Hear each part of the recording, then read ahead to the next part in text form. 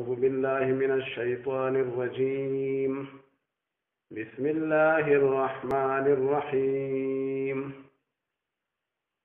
لا إله إلا الله والله أكبر. بسم الله الرحمن الرحيم. ألم نشرح لك صدرك ووضعنا عنك وزرك الذي أنقض ظهرك ورفعنا لك ذكرك فإن مع العسر يسرا إن مع العسر يسرا فإذا فرغت فانصب وإلى ربك فارغب. سورة مبارك نومو علم نشرح. فأول دي سورة مبارك کی علم نشرح دا کلمه راغلی دا نو ټول سورت تا سورت علم نشرح ویل کیږي او دا مکی سورت ته اته پدې کې آیاتونه دي او علماء کرام فرمایي چې د دې سورت مبارک او د مخکینی سورت او سورت والضحى د هغه مقصد او تقریبا هغه مضامین دا یو مضامین دي لکه په هغه کې الله پاک په جناب نبی کریم صلی الله علیه وسلم باندې کوم نعمتونه کړی دي الله تعالی فرمایي په تا باندې ما انعامات کړی دي او تعالی ما رخصت درکړې نه دي دا کافران چې کوم خبره کوي نو دا رنګ په دې صورت مبارک کې هغه نعمتونه الله پاک ذکر کوي چې په جناب نبی کریم صلی الله علیه وسلم باندې الله پاک کوم نعمتونه فرمایلي دي نو په اول کې الله تعالی فرمایي الم نشرح لك صدرك یعنی اے نبی علیہ السلام تاسو سینه مبارکه او تاسو زړه مبارک یعنی دا ما کولاو کړی نه دی او تعالی ما چې کوم دی یعنی په دې سینه مبارکه کې او په دې زړه مبارک کې علوم اخری او انوارات او برکات می تعالی درکړي دي او ستا یو منور زړه دی روخانه برکتی نورانی او دا رنګ تعالی ما یعنی همت درکو تاسو سینه ما کولاو کړله یعنی تعالی می همت درکړي دي لکه چې دا وحی برداشت کول او د فرشتي سره ملاقات کول او بیا د هغې نه وحی په نبي علیه السلام باندې چې کله به وحی نازله شوله نو دا ځان له یو دروند کلام دی الله پاک نبي علیه السلام نه د هغې همت ورکړو او دارنګې بیا د دین دا خبره رسول او د قرآن کریم دا یعنی دا تبلیغ کول او دا تعلیم خلکو دا رسول دا ځان نه بیا یو ګران کار دی او چې دا بیا خلک مخالفتونه هم کوي د نبی علیه السلام خو ډېر مخالفتونه هم بیا کېدل نو الله تعالی فرمایي چې ستا سینه مبارکه او ستا زړه مبارک یعنی ما پراخه کړو او تعالی ما همت درکړو تعالی ما حوصله درکړله او دارنګې مفسرین بعضې دلته کې هغه واقعه هم ذکر کوي چې د نبی کریم صلی الله علیه وسلم سینه مبارکه یعنی دا چې کوم دی سپړدلې شوې وه او الله پاک د نبی علیہ السلام زړه مبارک هغه کولاو کړو د جبرئیل علیہ السلام په ذریعه سره او هغه انوارات او برکات پکې الله پاک یې ښودل نو هغه واقعا پکې بعض علما ذکر کوي نو الله تعالی فرمایي تعالی ما همت درکو او د وحی دغه بوج ته برداشت کوي شي د خلکو مخالفتونه د هغې همت مې درکو د دې د رسولو او دارنګې تا باندې ووضعنا عنک وزرک یعنی په تا باندې چې کوم بوج و لکه خلکو ته دا رسول او د دې حق ادا کول دا ځان نه یو بوج دی د قرآن کریم ډېر لوی کلام دی نو الله تعالی فرمایي چې تا نه ما یعنی هغه بوج چې کوم دی لرې کړو او تا ته ما دا دین آسان کړو د دې دا رسول مې تا ته آسان کړو او دارنګې علما کرام فرمایي چې وزرکه په دې کې هغه خلاف اولا کارونه لکه دا خبره بیا بیا ذکر شوې ده چې کله کله داسې یو کار به د نبي علیه السلام نه وشو چې هغه به ګناه نه وه هغه کار به جایز و خو د هغې په ځای باندې بل کار به د هغې نه بهتر و او د هغې نه به غوره و نو کله به نبي علیه السلام نه هغه ناغوره کار وشو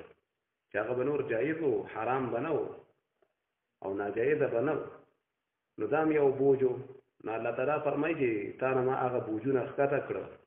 او دا ته ما لکه معافي کړې ده هغه بوجونه چې سم یعنی انسان لملا ماتي او الله تعالی فرمایي ورفعنا لك ذکرک چې اے نبی علیہ السلام ستا ذکر او ستا نوم یعنی ما اوچت کو په پیغمبرانو کې په فرشتو کې په ټولو مخلوقاتو کې نبی علیہ السلام ډېر لوی شان والا دی لوی مرتبه والا دی او دارنګه الله پاک ستا نوم ما اوچت کو ورته حدیث مبارک کې راغلی دی چې الله تعالی ورته فرمایي چې اذا ذکرتو نو ذکرت معي چې اے نبی علیہ السلام چې چرته لکه زه یادېږم الله تعالی ورته فرمایي نو دارنګه ته چې کوم دې زما سره برغ یادېږي لکه په خطبه کې چې خطبه ویونکي د الله پاک تعریفونه کوي نو بل طرف د نبی علیہ السلام درود شریف او د نبی علیہ السلام تعریفونه کوي دارنګه په بانګ کې چې څنګه اشهد ان لا اله الا الله ویل کېږي او الله اکبر ویل کېږي نو دارنګه په بانګونو کې اشهد ان محمد رسول الله ویل کېږي نو الله تعالی فرمایي تعالی ما ان ډېر شهرت درکو تعالی ما استغه ذکر او استا نوم ما اوچت کو او الله تعالی فرمایي چې یقینا د سختو سره چې کوم دی ان دا غینه پس نرمي راځي فإن مع العسر يسرا چې پتا باندې کې یعنی سختي دي کفار د مقابله کوي نو الله تعالی به ستاسو دین له فتح ورکي او تعالی به غلبه درکي اسانتیا براشي او دا رنګي دا کار د نبوت او دا خلکو ته د دین رسول دا یو ګران کار دی یو لوی ذمہواری ده نو تاسو به الله پاک په دې کې اسانتیا پیدا کړي او دا شانتي وشوله په نبی عليه السلام باندې الله پاک اسانتیا دنیوي لحاظ سره مرا وستله او الله پاک له حکومت ورکو دا غي صحابه کرامو له الله پاک حکومت ورکو او دا رنګ نور اسانتیاګانې لري د کفارو چې کوم نه هغه مقابله هغه وکړې شوې او کفار مغلوب کړي شو مسلمانان خدای پاک غالب کړو نو الله تعالی فرمایي پتا باندې ما احسانات کړي فاذا فرغت فانصب نو د دې وجنه چې تکله فارغ شي او د خلکو ته یعنی دین بیانای نو چې دغه نه بیا کله فارغ شي نو بیا فانصب بیا چې کوم دی یعنی ځان ستړی کا د الله په عبادت کې مطلب دا دی چې خلکو د دین بیانای نو دا ځان له یو مستقل کار دی او بیا یو قسم د خلکو سره تعلقي د خلکو سره ناسته پاستي نو الله تعالی فرمایي چې کله دغه نه فارغ شي نو فانصب نو بیا ځان ستړی کا یعنی بیا په خلوت کې او ځان نم چې کوم د الله عبادت کوا لکه چې تاسو د مخلوق سره لکه دغه تعلق خلکو تر دین بیانو او بیا د مخلوق سره یو تعلق وکنه نو الله تعالی فرمایي چې خالص ما ته متوجه شه نو د دې وجه علماء کرام فرمایي چې کوم خلک لکه د دین کارونه کوي چې څوک مثلا تا چا ته ترجمه کوي چا ته تبلیغ کوي چا ته وعظ کوي نو د دین د خلکو سره لکه تعلقي او خلکو ته متوجي وي د الله د دین لپاره لیکن بیا خلکو سره چې کوم یو قسم تعلق وي کنه نو د دې وجه انداز خلکو لا انسان له یو ټیم پکار دی چې د خپل وظیفې لپاره د خپل ذکر لپاره لکه فارغي خالص الله ته متوجي وي او الله تعالی فرمایي چې وایلا ربک فرغب یعنی خپل پروردگار د کوم نه رغبت کا هغه ته متوجي شه او دارنګ علما فرمایي فاذا فرغت فانصب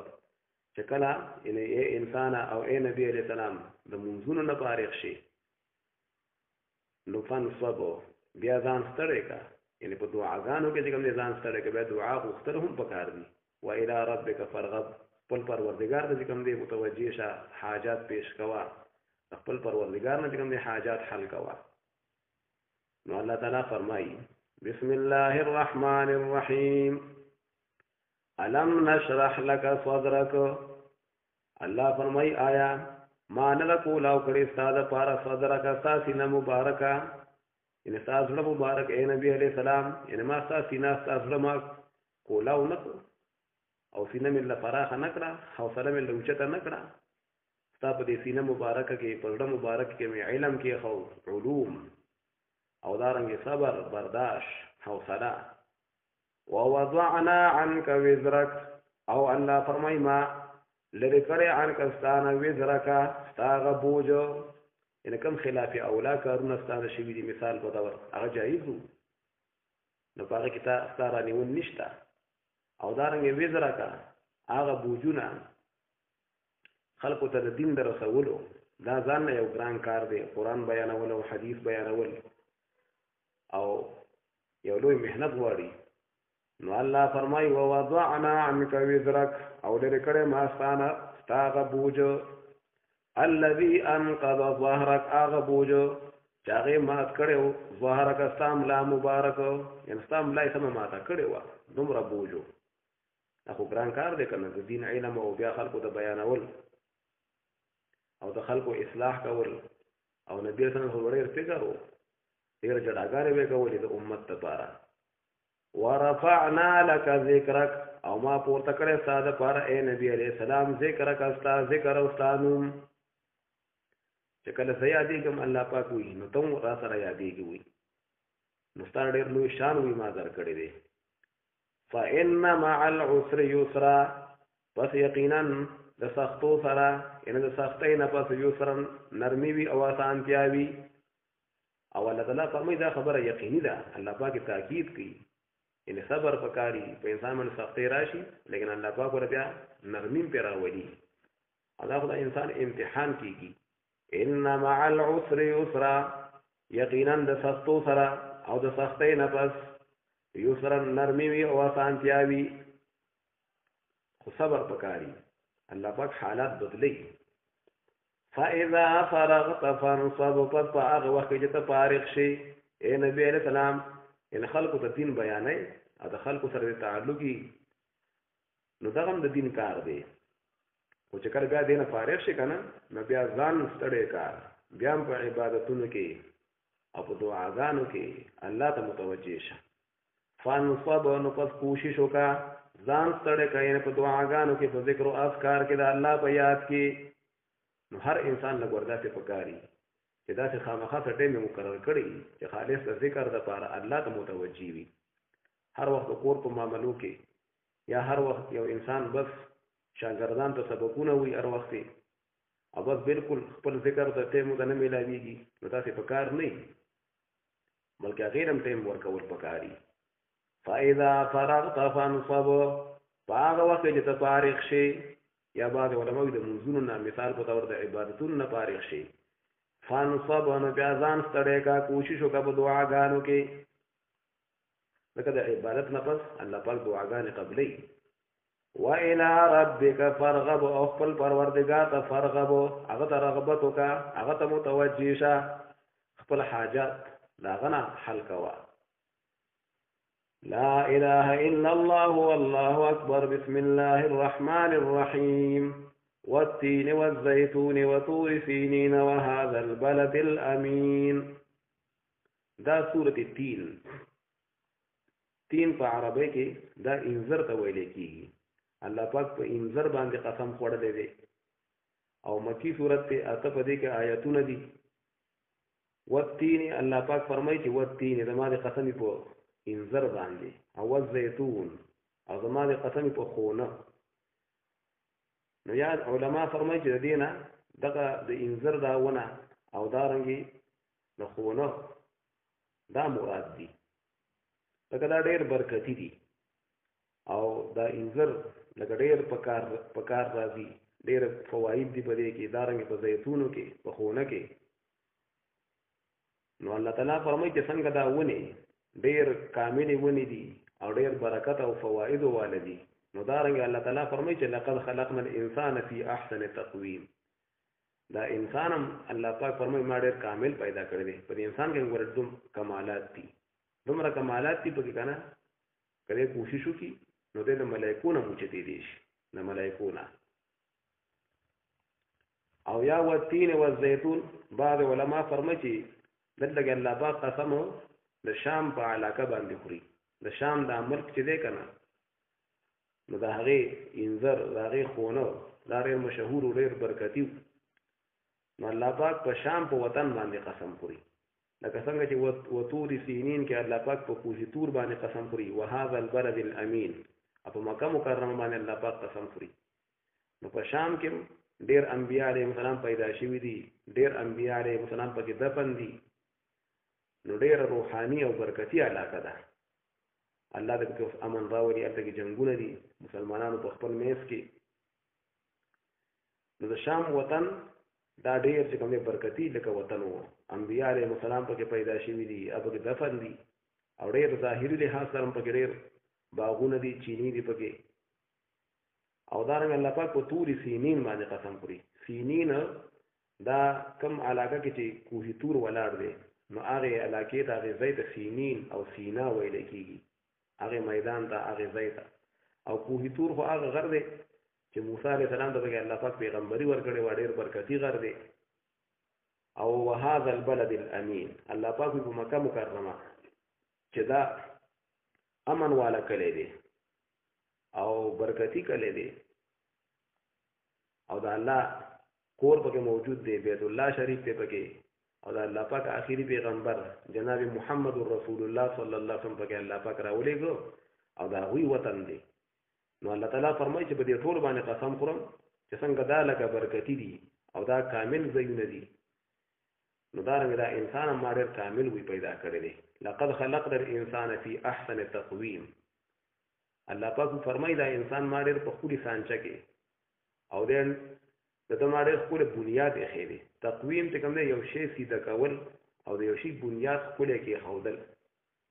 نو دا انسان الله پاک ډېر خپل پیدا کړی په هر لحاظ سره ظاهري لحاظ سره د ټولو حیواناتو نه د ټولو ځناورو نه دا انسان چې کوم دی په ظاهري شکل کې ښکلی دی که د شکل نه ډېر تورن وي لیکن د پیشوګانو نه او د دې سپو نه د غواګانو نه د دې نه خو ښکلی دی که نه نو په ظاهري لحاظ سره هم انسان ډېر ښکلی دی او باطني لحاظ سره هم پکې الله پاک کمالات پیدا کړي الله پاک انسان له عقل ورکړی دی او زړه یې ورکړی دی او د ترقۍ د روح په لحاظ سره او د دیني لحاظ سره چې دې ترقي وکړي چې دې روحاني لحاظ سره ترقي وکړي نو دومره اوچت شي چې د ملایکو نه هم اوچتېدی شي دومره مرتبې ته دې رسېدی شي او دا لقد خلقنا الانسان فی احسن تقویم علما د دې وجه نه فرمایي چې که یو سړی دا قسم وخوري چې انسان د ټولو مخلوقاتو نه ښکلی دی نو د قسم هغه په ځای باندې دی د دې وجه نه یو واقعه تفسیر قرطبي ذکر کړې ده چې د خلیفه منصور د هغه سره به یو سړی کېناسته پاڅېده په دربار کې او د هغه د خپلې بیبي سره وی ډېر محبت و نو یو بیره د شپې چې کومه سپومۍ مې راختې وه او نو دغه کس خپلې بیبي ته بس د خولې نه دا خبره وختله چې که ته د سپومۍ نه ډېره ښکلې نه یې نو تا ته بیا 3 طلاقه دي که د سپومۍ نه زیاته ښکلې نه یې بس وي تا نه ما 3 طلاق درکړه نو چې څنګه دا الفاظ وي چې بس بیبي لاړه پاتې ده او بس په پرده کې خوا کېناسته ویل تا خو زه چې کوم دی بس طلاقه کړم او زه اوس بس پردی شوم ستا نه ما ته اوس ته کتی نه شي ټوله شپه دی ډېر زیات خفه و سهار وختي بیا خلیفه ابو جعفر منصور له لاړ هغو ته یې ولې خپله واقعه ذکر کړه نو خلیفه ابو جعفر منصور عالمان راغون کړه چې تاسو دې سړي په باره کې وې څه وایې چې داسې کلمات یې ویلي دي خپلې بیبي ته چې که ته د سپومۍ نه زیاته ښکلې نه یې نو تا ته 3 طلاقه طلاق دي نو بس ټولو عالمانو دا جواب ورکړو بس وی دا بیبي پې وی طلاقه شوه نو 3 طلاقه وی په طلاقه شوه حرامه پې شوه یو عالم پکې وی غلی ناست و خاموش نو بادشاه د هغه نه تپوس وکړو دا د امام ابو حنیفه رحمت الله علیه شاګرد و وی ته پکې څه وایې نو هغه بسم الله وویله او دا سورت والتین تلاوت کو او ورته وی چې زما دا خیال دی چې دا ښځه په ده باندې طلاقه شوې نه ده لکه الله تعالی فرمایي لقد خلقنا الانسان فی احسن تقویم الله پاک انسان ما ډېر ښکلی پیدا کړی نو انسان خو د سپومۍ نه هم ډېر ښکلی دی که نه نو د زه خبره چې کوم دی لکه لغه ده ده خو ته ویلي وو چې که ته د سپومۍ نه ډېره ښکلې نه نو بیا په تا باندې 3 طلاقه دي نو دا خو د سپومۍ نه بیا ښکلې ده که نه هر انسان چې کوم دی ښکلی دی د سپومۍ نه نو دا طلاق واقع نه شو بس بادشاه بیا حکم وکړو وی ستا دا خبره صحیح ده خو الله تعالی فرمایي چې ثم رددناه اسفل سافلین دا انسان خو ما ډېر ښکلی وي پیدا کړی دی او په وړوکوالي باندې او په ځوانۍ کې ډېر ښکلی دی لیکن دا څه وخت پر انسان باندې بیا راځي د بوډاوالي چې دا ظاهري ښکلیوالی ختم شي او ویښته سپین شي بدن کمزور شي اډوکي زاړه شي او کله کله په خلکو باندې بیا بوج شي نو دا نور ځناور خو تر اخره پورې خپل کار کوي که دا اوښان دي که غواګانې دي او چې ډېر بوډاګان شي نو بس خلک بیا ذبحه کي او د هغې اډوکي په کار راشي د هغې غسرمن په کار راشي نو دا انسان چې بوډا شي نو بس بیا خو دې څه کار هم نشي کولی او ظاهري لحاظ سره هم چې کوم دی بس ویښته سپین شي بدن یې کمزوری شي او په خلکو باندې سم بعضې خلکو باندې بیا بوج هم شي او که مړ هم شي نو بس ځنه خو پیدا خو اخیستی نه شي د هغې نور ځناور خو اډوکي مډوکي او سرمنې وغیره خو په کار راشي که نه نو الله تعالی فرمایي چې د انسان باندې بیا داسې وخت لکه راځي دی خو ډېر ښکلی دی د ظاهري شکل په لحاظ سره خو داسې یو وخت پرې راشي چې دی کمزوری شي او دی بوډا شي خو الله تعالی فرمایي چې یو انسان دی هغه کافر دی هغه هم بوډا شو نافرمانه انسان دی او په خلکو باندې بوج شي نو دنیا کې هم بس لحاظ سره بس ختم شو بوډا شو او په خلکو باندې بوج شو او د آخرت په لحاظ سره هم دغسې نشته چې کافر دی او نافرمانه دی البته الله تعالی فرمایي الا الذين امنوا وعملوا الصالحات چې کوم خلک مؤمنان دي نیک عملونه کوي کامل مسلمانان دي نو ټیک دا هغه بوډاګان شو لیکن په هغه بوډاوالي کې خدای پاک داسې شاګردان هغه له ورکړي او داسې خدمتګاران خدای پاک له ورکړي لکه دا نیک انساني نو خدای پاک دله داسې خدمتګاران ورکړي دې په چا باندې بوج کېږي نه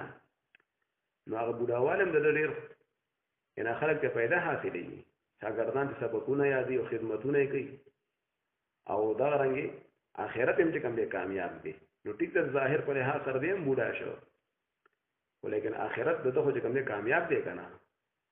او دا رنګې د هغه بوډاوالي هغه زندګي هغه هم په چا باندې دی بوج کېږي نه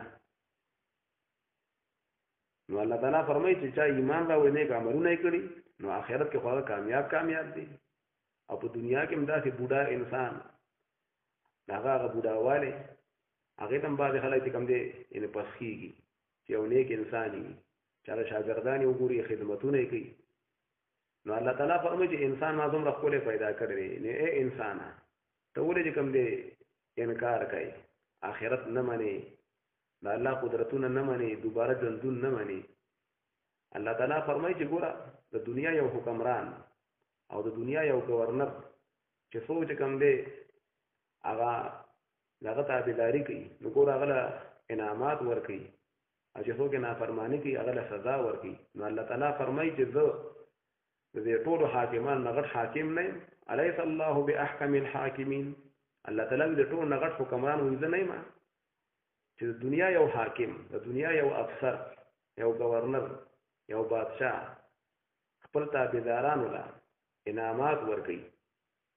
او چې څوک یې نافرماني هغه له سزاګانې ورکوي نو الله تعالی فرمایي چې زه مؤمنانو له یعنې بیا بدلې ورکوی نه شم او نافرمان له سزاګانې ورکوی نه شم یعنې بالکل وله ورکوی شم بسم الله الرحمن الرحیم والتین والزیتون الله وی زما د قسمې په انځر او په خونه باندې یا الله وی زما د قسمې په ملک شام باندې چې د هغې کې انځر ډېر کېږي او خونه پکې ډېر دی او ډېر برکتي مزیدار انځر دي خونه دي نو د شام په علاقه باندې الله قسم خوري وطور سینین الله فرمایي زما د قسمې په کوه تور چې په سینین مقام کې دی او په سینین میدان کې ولاړ دی ډېر برکتي غر دی وهذا البلد الامین او الله وی زما د قسمې په دې کلي امن والا چې دا امن والا دی او چې څوک دې داخل شو او بیت الله شریف حجونه کوي عمرې کوي الله به په امن کې کی د آخرت عذابونو نه او په دنیا کې هم ان شاء الله په امن کې وي او تر دې چې د هغې ښکار چې دی د ښکار هغه ځناور هغه هم په امن کې دي د هغې ښکار به څوک نه کوي د هغې علاقې د حرم شریف نو الله فرمایي په دې ټولو باندې قسم خورم چې لقد خلقنا الانسان فی احسن تقویم خامخا په تحقیق سره ما پیدا کړی انسان فی احسن تقویم په زیات ښکلي هغې شکل ورکولو او بنیاد ورکولو کې الله ډېر ښکلی بنیاد مې ولایښی ډېر ښکلی شکل مې ورکړی ښکلې سانچه ښکلی شکل دی، ښه استعداد دی په دې انسان کې د کمالاتو حاصلولو د فرشتو نه هم دې مخکې کېدی شي. داسې کمالات الله پاک په دې انسان کې ګوره ایښي ښه، خو دا مونږ ضایع کړو په خپله بیانو. ثم رددناه اسفل سافلین، الله فرمای بیا مونږ دا انسان زه واپس کما په دې حال کې چې اسفل سافلین، چې دې لاندې وي د لاندونه. الله وی چې په شکل په لحاظ سره داسې وخت په د باندې بیا راشي چې دې لاندې شي د لاندونه، یعنې ډېر کمزوری شي او هغه ښکلی شکل د دې انسان هغه ویښتې بیا سپین شي او ډېر کمزوری شي، محتاج شي، لاسونه د خپو د غوږونو سترګو په لحاظ سره بیا محتاج هم شي او په بعض خلکو باندې لا بوج هم شي بعضې خلک. نو الله تعالی فرمایي چې ټیک د انسان خو کمزوری شو، کافر هم چې کوم دی بوډا شو او یو مسلمان هم بوډا شو، خو دا مسلمان نه دی، دا مسلمان بوډا دی ریټایر شو، الله پاک بیا پنشن ورکوي هلته که نه د ده پنشن وشو. نو الله فرمایي الا الذین آمنوا وعملوا الصالحات، مگر هغه کسان چې هغوی ایمان راوړي نیک عملونه یې کړي وي د الله د قانون مطابق زندگی تېره کړي. نو ټیک د دنیا په لحاظ سره هغه هم بوډا شو، یو کافر هم بوډا شو، لیکن دا بوډا انسان مسلمان دا کامیاب دی چې دی مسلمانو او کامل مسلمانو. فلهم اجر غیر ممنون، دوی لپاره به اجرونه او ثوابونه وي غیر ممنون چې هغه به کټ کېږي نه، ختمېږي به نه او په دوی باندې به د هغې ځبادنه نه کېږي. نو بوډا خو کافر هم شو او مسلمان هم شو، لیکن فرق که نه د آخرت په لحاظ سره، بلکې په دنیا په لحاظ سره هم چې کوم نیک بوډا وي تاسو په خپله یې نه او بوډېګانې زنانه وي نیکانې، نو د هغوی یو شان زندګي وي او چې کومه داسې نیکي نه کړي او د منځونو خیال نه ساتي او د الله تابعداري نه کوي، نو د هغې بل شان دي زندګي په هغې بوډاوالي کې. نو یو مطلب خو علماو دغه لیکلی دی او بل مطلب دا هم ذکر کړی دی چې الله تعالی فرمایي دا انسان خو ما ډېر ښکلی استعداد دله ورکړی دی، لقد خلقنا الانسان فی احسن تقویم، ښکلی استعداد مې دله ورکړی دی، لکه د فرشتو نه هم دی مخکې کېدی شي، لیکن الله تعالی فرمایي بعضې خلک پکې داسې دي چې هغه لاندې شي د لاندونه، یعنې کفر اختیار کړي. نو الله فرمایي ثم رددناه اسفل سافلین، بیا زه واپس کړم دغه انسان په دې حال کې چې دی لاندې وي د لاندونه، یعنې بس په هغې لاندو خلکو کې په هغې دوزخونو کې به د ټول نه لاندې وي چې که د الله توحید نه مني او د الله نظام نه مني. نو انسان خو مې ډېر ښکلی پیدا کړی دی، لیکن کوم انسان چې کفر کوي نافرمانۍ کوي نو دی به لاندې وي د لاندونه، یعنې دوزخ ته به ځي او لاندې به په دوزخ کې پروت وي. الا الذين آمنوا وعملوا الصالحات فلهم اجر غیر ممنون، مگر هغه خلک چې ایمان راوړي نیک عملونه یې کړي وي د هغوی دپاره به اجرونه ثوابونه وي چې هغه به ختمېږي نه، کټ کېږي به نه، ځبادلی به پرې نه شي.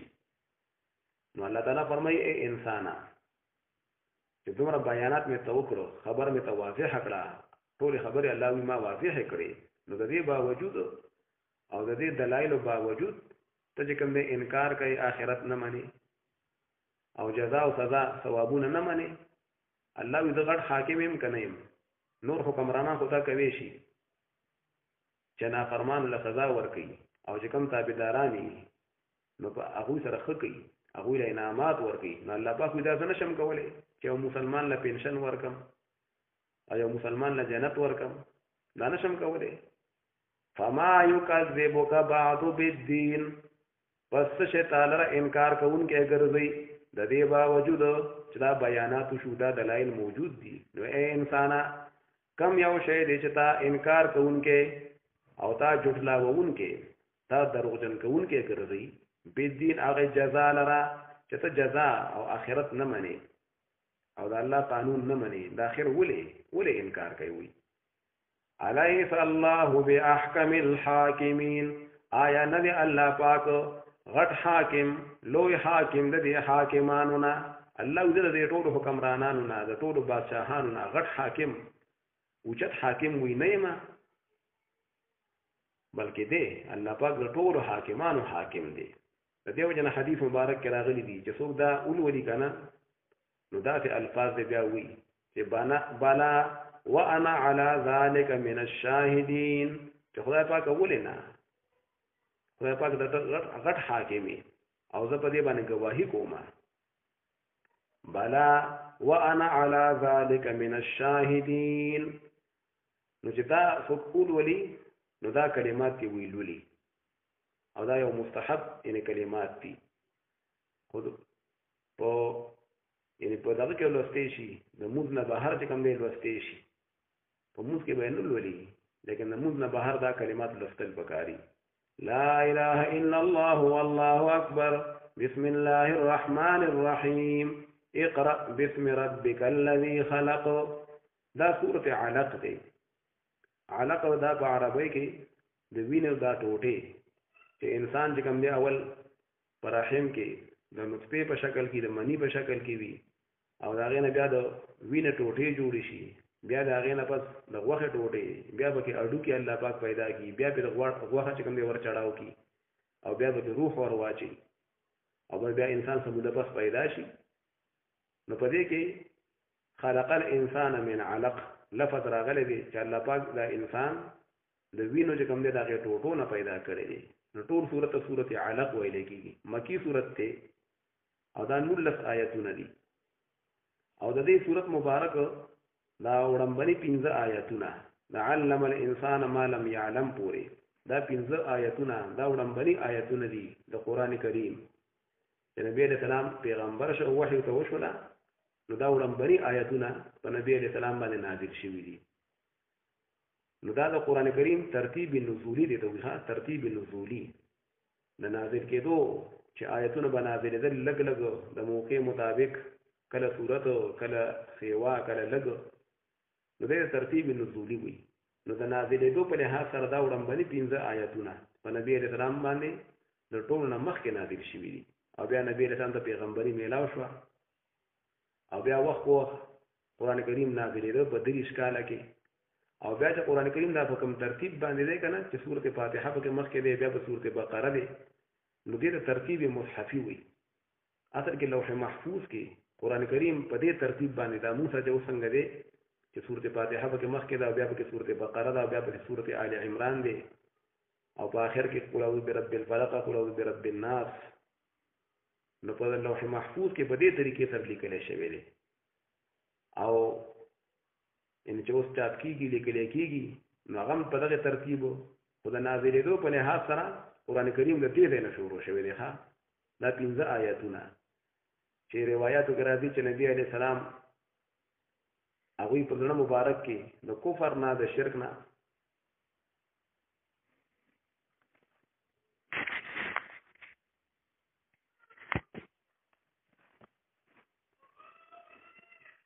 چې د نبی عليه السلام په ځړه مبارک کې د کفر نه د شرک نه نفرت او د قوم به حالت به قتل چاپیره کفر کافرانو تیری وی نبی عليه السلام به غارونو ته کله به غار حرات لاړو چې دا په جبل النور کې د مکه مکرمه سره خوا کې یو غار دی جبل النور باغ کې یو غار دی نبی عليه السلام باندې کې تو خبران سره وړل انت به عبادت کو او فکر به کو سوچ به کو د الله په قدرتونو کې بیا به توخه کله ختم شولا نو واپس براغه بیا بلاړو نو رمضان شریف میاشوا او نبی علیہ السلام دغه رمضان کې ټول باغ غار کې نبی علیہ السلام تیر کړو غار حرا کې نو نبی علیہ السلام باندې تشریف فرماو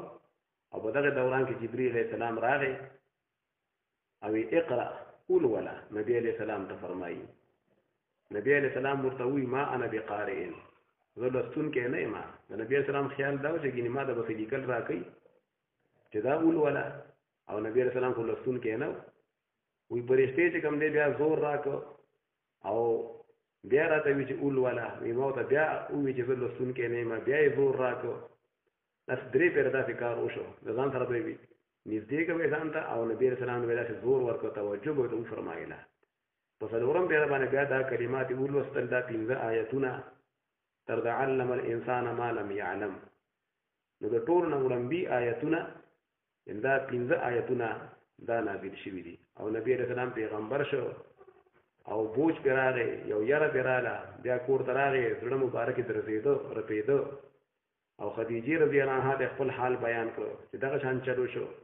او زه په ځان باندې یریږم. نو هغې ورته تسلي ورکړه هغې بیبي وینا ته خو چې کوم د خپلوان سره تعلق ساتي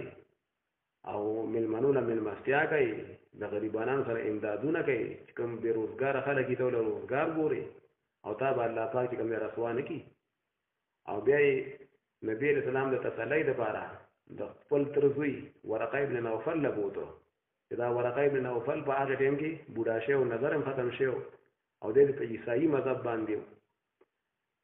نو دا واقعه ورته بیان کړله. نو ورقه ابن نوفل ته وفرمایله چې دا خو بس هغه وحي مې ما ته معلومیږي چې موسی علیه السلام باندې کوم وحي به راتلله دا خو تا ته هغه فرشته وی راغلی ده او ته خو د الله وی نبي او ارمان دی چې هغه ټایم کې بیا زه جمدی وي چې خلک کله تا د خپل کلي نه وباسي او دا مجبوره کوي هجرت ته چې ما ستا امداد وکړې. نو نبي علیه السلام ته وفرمایل چې خلک به ما له د کلي نه وباسي. هغه ته وی او چېرته چې داسې یو پیغمبر د الله راغلی دی نو خلکو یې مقابلې کړي دي. بیا د هغې نه پس ورقه ابن نوفل هغه وفات شوی او نبي علیه السلام موده چې کوم دی بیا وحي بنده وه او بیا د هغې نه پس یا ایها المزمل یا ایها المدثر دغه نازل شوي دي. نو دا هغه وړاندې آیاتونه دي چې قرآن کریم د دې نه شروع شوی دی او نبي علیه السلام الله پاک پیغمبر کو د رمضان شریف میاشت وه او نبی اسلام صلی الله علیه کاله په عمر کې. نو الله تعالی فرمایي اقرأ باسم ربک الذي خلق چې ولولا ان شروع کوونکې شه او لستلو کا په نوم د هغه پروردگار چې دا ارسې پیدا کړی دي. یعنی مطلب دا چې بسم الله الرحمن الرحیم ولولا او چې دا آیتونه چې کوم دی لولې دې نه مخکې بسم الله ولولا او دا رنګ بیا چرته چې ان تلاوت کوي نو بسم الله الرحمن الرحیم هغه به لولې او هغه الله پاک چې انسان پیدا کړی دی د وینو د ټوټو نه چې الله پاک دا کوي شي انسان څومره ښکلی پیدا کړ د وینو د ټوټو نه نو هغه الله تعالی دام کوي شي چې کته لوستونکی نه خو تا به الله پاک لوستونکی وګرځوي او الله پاک ته چې کوم پیغمبر کړی ځکه ستا پروردګار هغه ډېر عزتمند دی هغه ډېر کریم دی. الذي علم بالقلم هغه پروردگار چې د قلم په ذریعه سره هغه خلقو ته تعلیم ورکړي دي. ځکه دوه طریقې دي کنه د تعلیم ورکولو د چاته یو خبره د قولو بعض خلک د قلم په ذریعه سره خلقو ته تعلیم ورکړي لیکلو ته کوي هغه دا کتابونه شو دا لیکل شوي دي کنه او دا رنګه زبانی تعلیم بعض خلک ورکړي قلم پکې نه. نو الله تعالی فرمایي چې زه هغه ذات ما چې د خلکو ته د قلم په ذریعه سره مې تعلیم ورکړی دی او د قلم نه بغیر هم چې کوم دی ان تعلیم ورکوي شم. ته مې پیغمبر کړی تاسو کوم نه دی ویلی سبق ته نه دی ویلی لیکل نشي کولی خو چې د قلم په ذریعه سره د تعلیم ورکوي شم نو دا رنګ د قلم نه بغیر هم تعلیم زه درکوي شم او ته ما پیغمبر کړی. او الله تعالی فرمایي چې الله پاک انسان ته او دارنګ حضرت آدم علیه السلام ته او نبی کریم صلی الله علیه وسلم ته او ټول انسانان ته الله پاک ان تعلیم ورکړي دي. نو دا چې څنګه هغه الله پاک چې نور انسانان ته تعلیم ورکړي نو دارنګ هغه تام پیغمبر کوي شي. نو بس نبی علیه السلام پیغمبر شو او وحی بیا د هغې نه پس سموده بیا بنده وه او بیا د هغې نه پس شروع شوې ده. نو الله تعالی فرمایي بسم الله الرحمن الرحیم اقرأ بسم ربک الذی خلق اقرأ الولا اے نبی علیہ السلام بسم ربک پنوم پروردگار ستا الذی هغه پروردگار خلق چې هغه پیدا کړی دا ټول شیونه. نو الله دې خالق ما دا ارسمه پیدا کړی دي نو دا رنګ تا ته تعلیم هم درکوي شمه. خلق الانسان من علق پیدا کړی الله پاک دا انسانان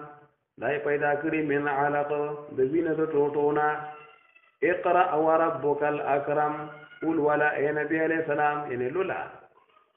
وربک الاکرم او پروردگار ستا هغه زیات کریم دی او زیات عزتمند دی ډیر رحم کوونکی دی ډیر مهربان دی. الذي علم بالقلم هغه الله پاک علم چې هغه تعلیم ورکړی دی یعنی دی خلقو ته او لیکلي خلکو ته قولی دي بالقلم د قلم په ذریعه سره او بیا کتابونه لیکلي دي چې اول لیکل الله پاک آدم علیه السلام ته دا خولیو آدم علیه السلام لیکل کول او بعد کتابونه وی چې نه ادریس علیه السلام ته وړاندې الله پاک علم نو دا قلم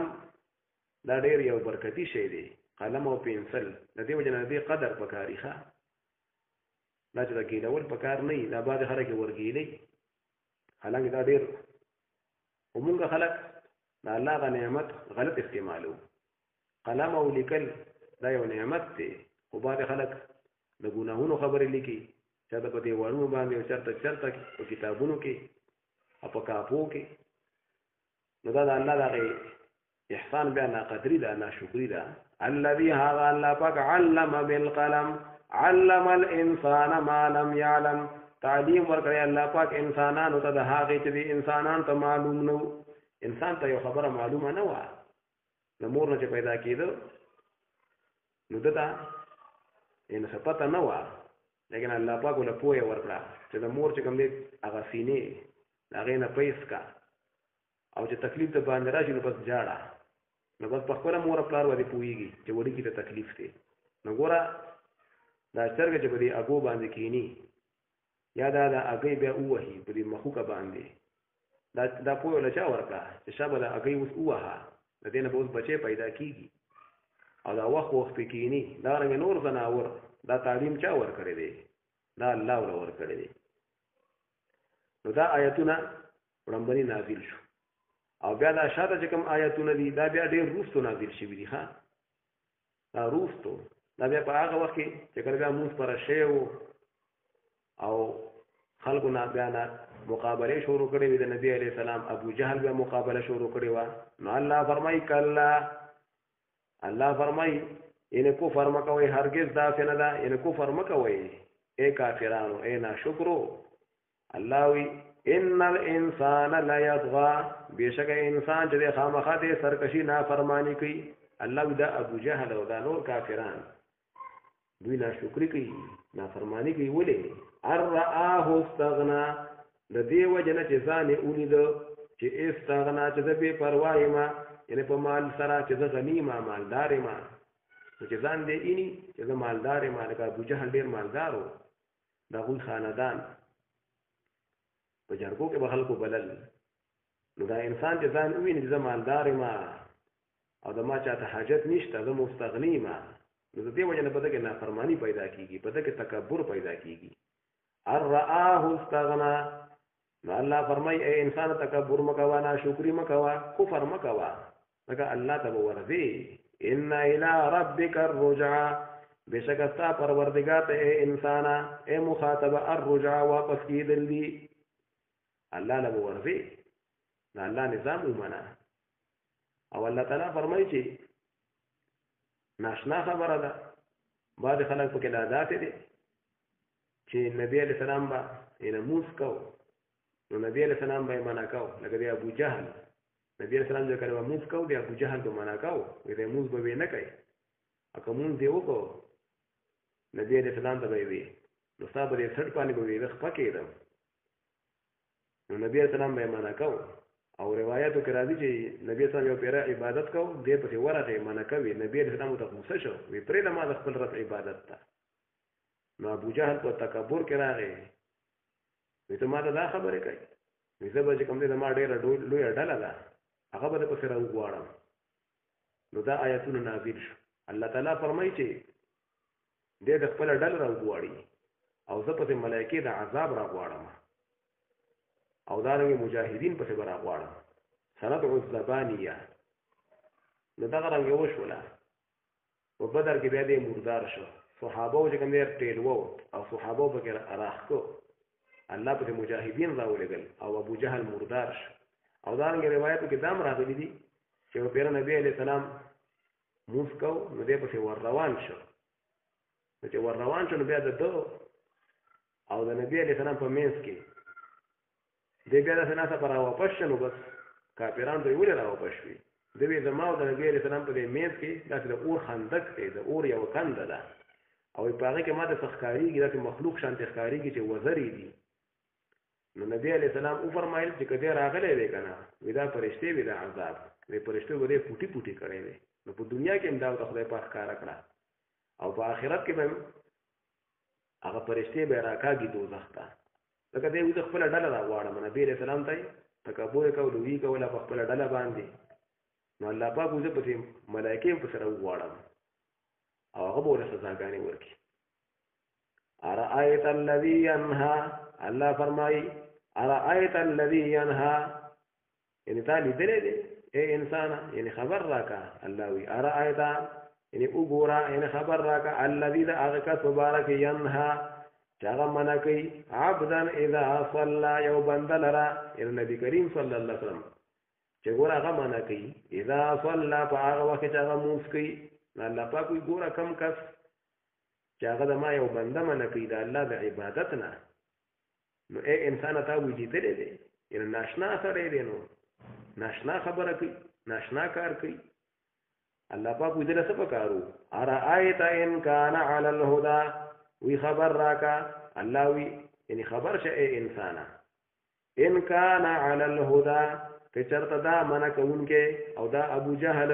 او دا منع کوونکې علی الهدى په هدایت باندې وي او امر بالتقوى یا د حکم کوله او وینا کوله بالتقوى د تقوا د پرهیزګارۍ نو کله په هدایت وي او د پرهیزګارۍ خبرې کوله بل چاته خبرې کوله او د تقوا د توحید د الله توحید منلې نو څومره خبره به وي د دې لپاره دا تر پر د کامیابی خبره خدا وکړه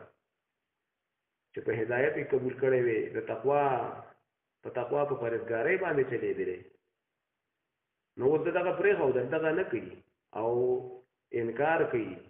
او د الله توحید نه مني د الله قران نه مني او دا غینه مخ ګرځي نو الله فرمای ارایدا یعنی خبر راکا د دې حالت نه یعنی دا څنګه حالت ته څومره خراب حالت دی دغه ان کذب وتولى کچته دې تکذیب کوي او دې دروغجن کوي یعنی کده دا حق دین دروغجن کوي او دې انکار کوي وتولى او مخ ګرځي د ایمان راوړلو نه نو الله فرمایي چې ان کې په دغه دغه کلی صفات په دغه وي کده په هدایت وي او په تقوا باندې وي نو څومره خبره به وي او بل طرف دې اوس تکذیب کوي انکار کوي او مخ ګرځي د ایمان نه او د دین مقابله کوي نو څومره خراب خبره ده دا څومره چې کوم دی ان ځان سره زیاتې کوي علم يعلم بان الله يرى الله فرمای علم يعلم آیا دې پوهه نه دی دته علم نشته بان الله يرى چې بشک الله تعالی هغه ویني الله پاک دا ارث ویني دی ویني او دا هر څه ویني الله ته پته ده نو الله فرمای کلا انده څه پکار نه ده الله دا څه پکار ده نه ده او هر انسان لدا څه نافرمانی نه ده پکار او کله منا کیږي نه کنه الله پاک وی لا ان لم ينتهي لنصفعا بالناصيه خامخا که شر دې من نشي د خپل نافرمانو نه من نشي نو الله فرمایي لنصفعا بالناصيه خامخا په سستۍ سره به زرا کاګم دې بالناصيه د دې ویختو د تندینا په تندی باندې کوم ویختې دي کنه الله دې نه به ویني سم او هلاک پې کوم وي نو دا اثر کې الله پاک دا ځکه یادې چې دا تندی دا ویختي کنه یو انسان چې بل انسان نه دغه نه ونیسي نو بس پورا په کنټرول کې کنه بیا غرف نشي وهله چې تندی له ویختو نه سکونی سي خپل کې مضبوطي ونیسي نو الله پاک دې به موږ دا تندو دا غي ویختو نه ونیسوي یعنی هلاک پې کوم د ما پرشتي به ونیسي او تباہ او برباد به کی کله مننه شیخه مخاده مونږ را کا ګدا غي ویختو د تندینا ناسیتن کاذبا الله پاک دا څه تندیا او ویختو دا څه تندې کاذبتن چې دا دروغجن دی ان دا دروغجن کسته او دا تندی والا ان دا ابو جهل دا یو دروغجن انسان دی خاطئاتن او ګناګار دی خطاکار دی نه ګناهونه کوي الله پاک دا څه تندې دی کنه او دا تندی والا انسان دی چې دروغجن هم دی ګناهونه هم کوي کفر کوي نو وی نیغ به کوم الله وی کړي سم نشه او د نبی علیہ السلام ته وی د خپل پوج د پتر وغواړم خپل ډله به وغواړم نو الله وی دې راوغواړي زم په دې پرشته را بلم وی دا کوم ضرورت نشته الله پاک په خپل قدرتونو سره تباہ کوي شي خدای الله پاک خپل طاقت ښيي چې فرشتي په سي راولم فليدعو ناديا الله فرمای دې درا او بلی ناديه هغه خپل د مجلس هغه مرګري دا غناس په پاسه مرګري دی الله دې راغواړي او رابلی نو دا او دې بلی او خپلوان او غړله سندعو الزبانيه الله وزرد چې زبرا او بلم الزبانيه هغه ملائکه د عذاب اصل کې زبن په عربی کې تیر وهلو ته چې څو چاله دیکی ورکی الله پاک دې په فرشتي راولم دیکی بوله ورکی او په دنیا کې متخکار کړل او په بدر کې مردار شو مجاهدین په دیکو واغست صحابه کرامو او مردار کړ او په آخرت کې هم دا فرشتي په دیکو کې دی واخلي الله فرمایي کله هرگز ذات نه ده ان اے نبی علیہ السلام دې توجه مو ورکوا افغان مکوا لا تطيعه تتابعداري د مکوا کړه دا منکی د دین نه منکی کې بنا نبی علیہ السلام منکی ده خو نه دا الله پاک تاکید کوي چې هر مسلمان لدا کې پکار دی چې د کافرو خبر دې نه مني د نافرمانو لا تطيعه تابعداري مکوا د واسجد وقترب واسجد او سجدي کوا یعنی منځونه کوا او سجدي کوا الله ته لکه حدیث مبارک کې راغلی چې په سجدو په حالت کې دا انسان الله پاک ته ډیر نږدې وي او الله ته ډیر نه یعنی راضي وي او ډیر ته خوشاله وي چې کله یو انسان په سجده کې وي ځکه دا خپل تندې لګولې دا خپل مخ دا ډیر قیمتي اندام دی یو انسان په ځمکه باندې هغه لګولې وي نو الله پاک دغه انسان ډیر خوشحالي کوي او په سجدو کې بیا دعاګانې ډېرې قبليږي ها د دې وجه علماء فرمایي چې په نفل منځونو کې په سجدو کې موږ دعاګانې پکار دي نو الله فرمایي واسجد او سجدي کوا او منځونه کوا وقترب او الله ته نږدېواله حاصل کا صدق الله العظیم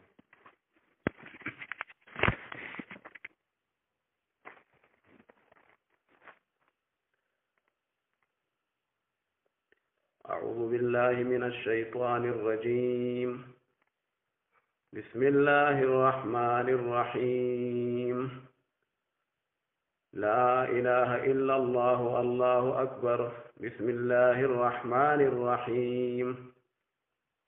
إنا أنزلناه في ليلة القدر وما أدراك ما ليلة القدر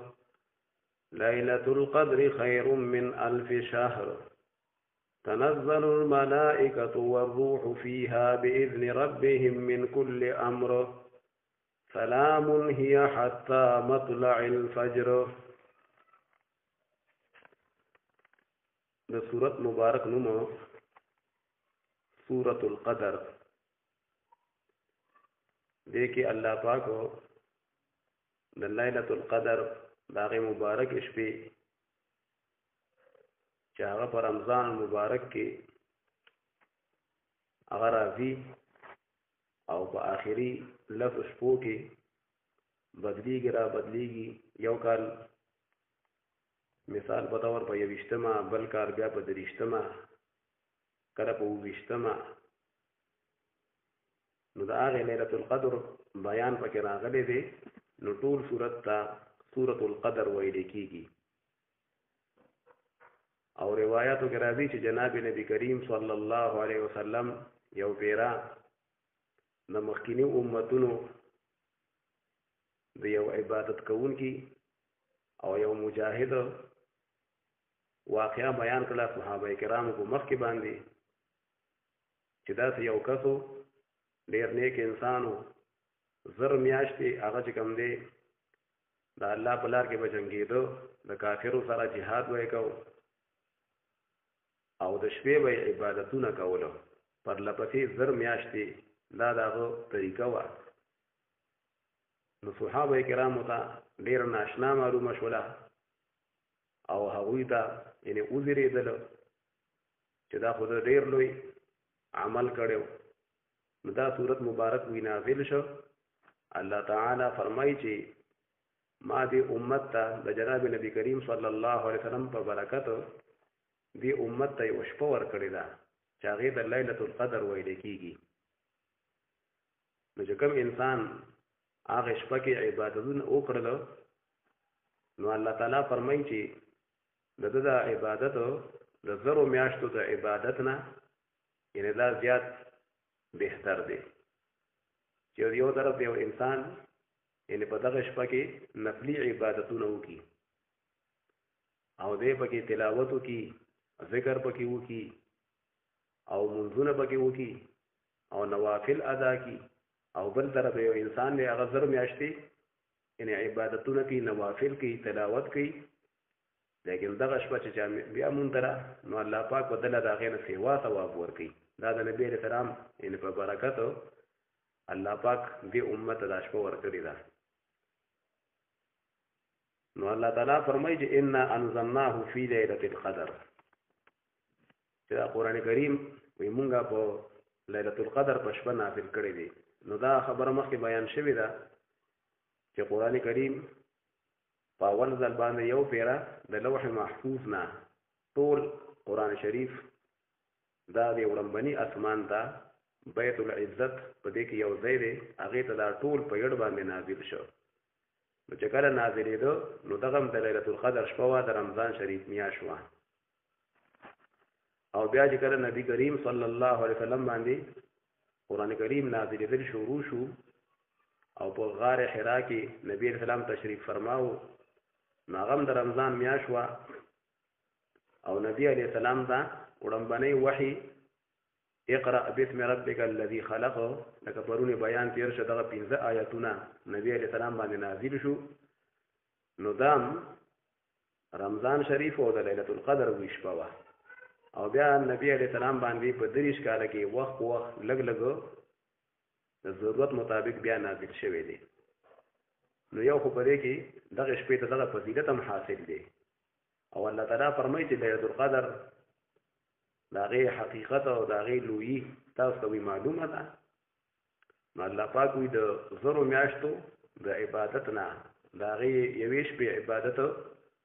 دا زیات غوره دی اوس څومره زیات غوره دی دا بیا الله ته معلومه ده او د دې مطلب دا دی چې یعنی هغه زر میاشتې د دې نه تقریبا 83 کاله د پاسه جوړیږي نو په دغه زرو میاشتو کې یو انسان عبادت کوي نو چې په هغې کې لیلة القدر لکه نه او بل طرف ته یوه شپه څوک عبادت وکړي د لیلة القدر ښه په ایمان سره ښه په الله پاک نه یعنې تمه لري او نوافل پکې وکړي دعاګانې پکې وکړي نو هغه د هغې نه بهتر او بیا الله تعالی فرمایي چې په دغه شپه باندې ملایکې نازلېږي او جبریل علیه السلام والروح جبریل علیه السلام په دغه شپه نازلېږي یا روح بعض علماوی دا یو بل یعنی مخلوق دی د فرشتو نه علاوه په دغه شپه باندې دغه مخلوق هغې د روح ویلی کېږي د رحمتونو یو مخلوق دی دا پکې نازلېږي د الله په حکم باندې او مسلمانانو سړو سره مسلمانانو زنانو باندې دعاګانې د هغوی دپاره کوي چې څوک په عبادت کې مشغول وي په دغه شپه باندې او سلامونه پې وي اچوي او الله تعالی فرمایي چې ملایکې د دې دپاره هم نازلېږي من کل امر چې د تقدیر کې مې فیصلې وي د یو کال دپاره نو هغه دغې فرشتو ته حواله کړی شي لکه روایاتو کې راځي چې د شو قدر په 15مه شپه باندې دا فرشتې دا لیکلو کې د یو کال دپاره چې کوم تقدیري معاملې وي چې څوک په مړ کېږي او څوک به د چا به څومره رزق وي نو دا د لوح محفوظ نه دوی ولیکي او چې کوم دا پر کوم فرشتو د کوم کارونه حواله دي نو دا اجمالا دا ولیکي او بیا دغه فرشتو د وی د لیلة القدر په شپه باندې په رمضان شریف کې دغه خبرې هغه حواله کړی شي نو الله تعالی فرمایي چې ملایکې راکوزېږي او هغه فیصلې د تقدیر هغه فیصلې هغه هغوی ته حواله شوي وي او دغه شپه یو ګنټه نه ده یو 10 منټه نه دي الله تعالی وایي د نور پرېوتو نه واله تر د سبا ختو پورې دغه برکتي شپه ده نو دې ته لیلة القدر وي ځکه وي بعض علما دا خبره کوي چې اصل کې قدر وي عزت ته نو دا ډېره عزتمنده شپه ده او فضیلت والا ده او بعض علما دا هم لیکلي دي چې یو انسان د خپلو ګناهونو د نافرمانو د وجه نه دې بې عزته شوی و قدر یې نه و بې عزته و خو چې توبه وباسي او په دغه شپه او د الله حقوق او د بندګانو حقوق هغه ادا کړي نو دې به قدر واله شي دې به عزتمن شي او قدر ته دې وجه نه ویل کېږي چې په دغه شپه باندې تقدیر هغه خبرې یعنې فرشتو ته حواله شي لکه مخکې بیان تیر شو بسم الله الرحمن الرحیم انا انزلناه فی لیلة القدر بشک مونږه نازل کړی دا قرآن کریم فی لیلة القدر په شپه د قدر کې لیلة القدر بس دغه ته ویل کېږي او دا شپه کله ده نو په دې کې ډېر شی روایات دي تقریبا 40 پورې اقوال په دې کې راغلي خو زیاته بس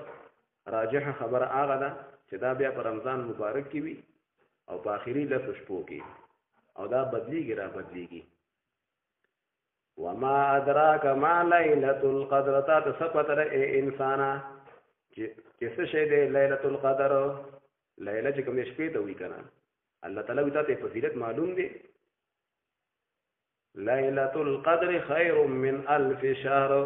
الله پاک فرمایي لیلة القدر چې دی خیر هغه ډیره بهتره ده من الف شهر د زرو میاشتو نه ان د هغې عبادت دا ډیر بهتر دی او بیا الله ته معلومه ده چې څومره ډیر بهتر دی تیرو تنزل الملائکة والروح فيها بإذن ربهم الله فرمای نازلیږي راکوزیږي ملائکې والروح او جبريل علیه السلام او دانګې رحمتونه فيها په دغه شپه کې بإذن ربهم په اذن او په حکم د خپل پروردګار باندې ملائکې راکوزیږي من کل امر په هر کار چاله کمی فیصلې شي وي د خیر او د شر او د تقدیر کمی فیصلې شي وي د خلکو په باره کې پر روان کال کې کمی فیصلې وي نو ملائکې ځان سره دغه هم پکې راوړي هغوی ته حواله شي او الله تعالی فرمایي سلام دا شپه چې کوم د سلامتیا واله ده دا سلامتیا شپه ده د امن شپه ده د رحمتونو شپه ده ملائکې پکې سلامونه وي او لږ ټیم نه ده هي حتی مطلع الفجر الله فرمایي دا شپه د لیلة القدر چې ده دا د ماښام نه راواله حتی مطلع الفجر تر د طلوع فجر د راختو د سبا پورې دا برکتي ټیم دی لا اله الا الله والله اکبر